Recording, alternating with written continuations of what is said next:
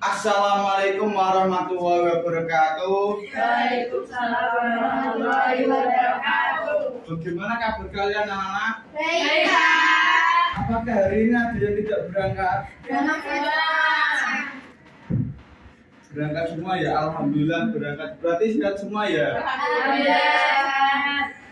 Baiklah, sebelum mengawali pembelajaran pada hari ini alangkah baiknya kita berdoa terlebih dahulu. Berdoa mulai. Sudah selesai?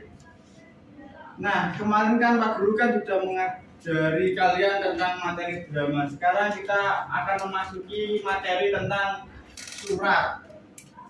Ada yang tahu surat itu apa? Belum, Pak. Belum, berarti saya akan menjelaskan surat. Pengertian surat. Surat adalah sarana komunikasi untuk menyampaikan informasi tertulis oleh suatu pihak kepada pihak lain dengan tujuan memberitahukan maksud pesan dari isi pengirim. Jadi surat itu bisa membantu komunikasi jarak dekat maupun jarak jauh. Informasi yang diberikan di dalam surat berupa pengantar, pemberitahuan, tugas, permintaan, perjanjian, pesanan, perintah, laporan, dan putusan. Apakah ada yang mau ditanyakan? Belum lanjut ke materi? Belum? Belum, Pak. Ya udah lanjut. Tujuan menulis surat. Tujuan dari penulisan surat tentunya adalah sebagai sarana komunikasi atau pemberi informasi yang disampaikan oleh pembuat surat kepada penerima surat. Tujuan penulis surat tentunya menyampaikan maksud yang diberikan dari pihak pengirim ke penerima atau sebagai bentuk hubungan kerjasama antar suatu perusahaan. Jadi tujuannya itu untuk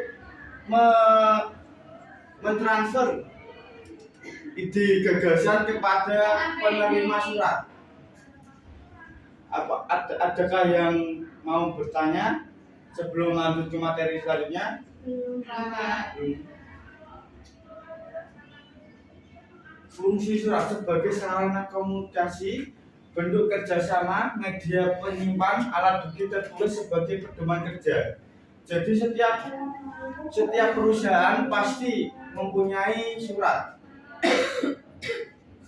Kalau misalnya mohon maaf dengan misalnya sakit atau izin gimana, untuk memberitahu gurunya itu harus menggunakan surat sebagai bukti tertulis, alat bukti tertulis, media penyimpanan. Lanjut, jenis-jenis surat. Jenis-jenis surat satu berdasarkan sifat surat, berdasarkan wujud, menurut asal, menurut kegiatan, menurut penyebaran, sasaran. Sekarang kita masuk ke surat resmi. Surat resmi memakai bahasa baku yang sesuai pada kaidah bahasa Indonesia dan ejaan yang disempurnakan atau EYD, yakni terdiri dari kosakata, frasa, sampai tata bahasa yang digunakan.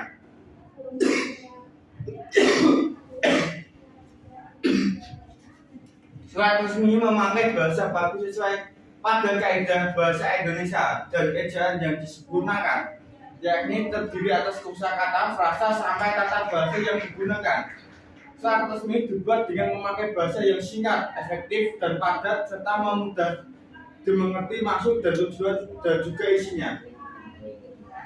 Surat resmi tidak memakai bahasa implikasi namun menggunakan bahasa eksplisit. 4. Dibentuk dengan sedemikian rupa seperti full block, baik itu semi block maupun indented block. Bagian kop surat merupakan bagian di mana disebut pihak yang mengeluarkan surat resmi tersebut. Bagian surat resmi di dalam dicantumkan nomor surat, perihal, tanggal, alamat, tujuan, dan lampiran kalau memang ada. Surat resmi memerlukan stempel maupun cap khusus gunakan keadaan khusus. 8. Surat resmi memiliki bentuk yang sistematis dan dibuat sesuai dengan aturan baku. Sekarang kita masuk ke struktur surat resmi. Surat resmi yang pertama strukturnya kepala surat atau kop surat. Kepala surat atau dikenal dengan nama kop surat ini merupakan bagian kop surat yang terdiri dari data informasi mengenai isi mengenai isi pengirim seperti logo, instansi atau lembaga, nama instansi atau lembaga, alamat, nomor telepon, dan email instansi atau lembaga. Adakah yang mau bertanya? Kalau misalnya tidak paham, bisa angkat jari. Berarti sudah paham. Sudah, Pak. Yang kedua isinya nomor surat. Nomor surat sendiri yaitu nomor yang tertera pada surat yang tujuannya untuk memudahkan baik pengirim atau penerima mengetahui jumlah surat yang telah dikeluarkan dalam kurun waktu tertentu, bulan atau tahun.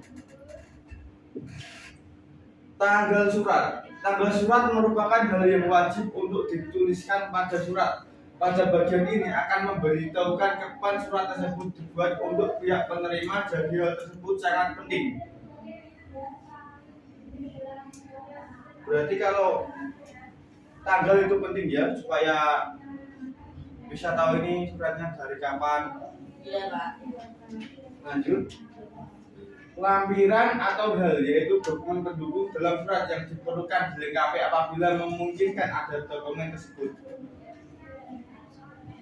Yang ini alamat tujuan.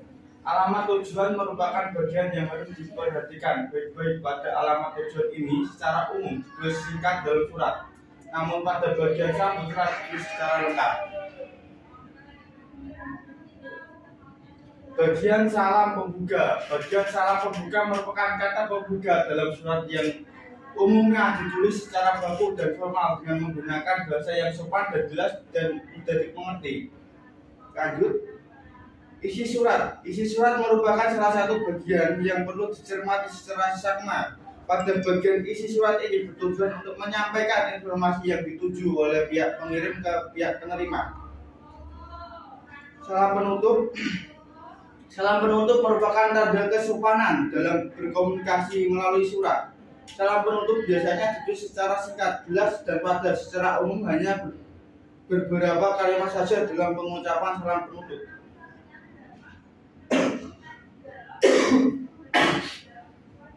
Tanda tangan pengirim surat. Tanda tangan pengirim surat adalah pihak yang bertanggung jawab dalam informasi dalam surat tersebut, yang menyertakan nama lengkap dan tanda tangan pengirim. Sekarang Pak Guru akan mengkasih kalian kuis secara langsung ya. Kalau bisa menjawab silakan angkat tangan. Sebutkan fungsi dari surat. Ada yang bisa menjelaskan fungsi dari surat tadi yang Pak Guru jelaskan? Ayo, tak nilai. Ayo, siapa? Silakan. Ya. Informasi. Ya, betul sekali. Lanjut, saya akan kasih soal.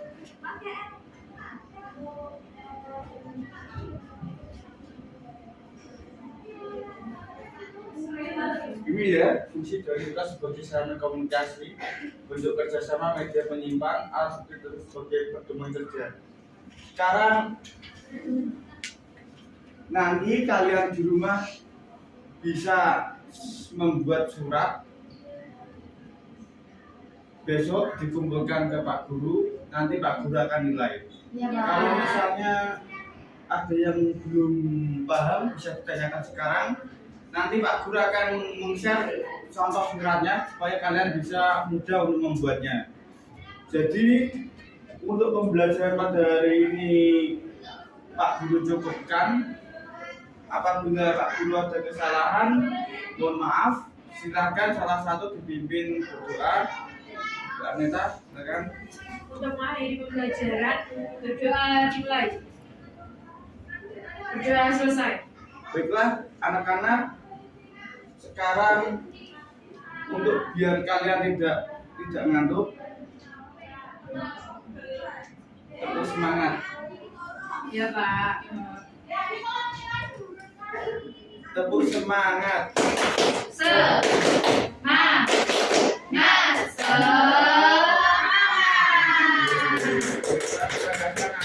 Assalamualaikum warahmatullahi wabarakatuh. Waalaikumsalam warahmatullahi wabarakatuh.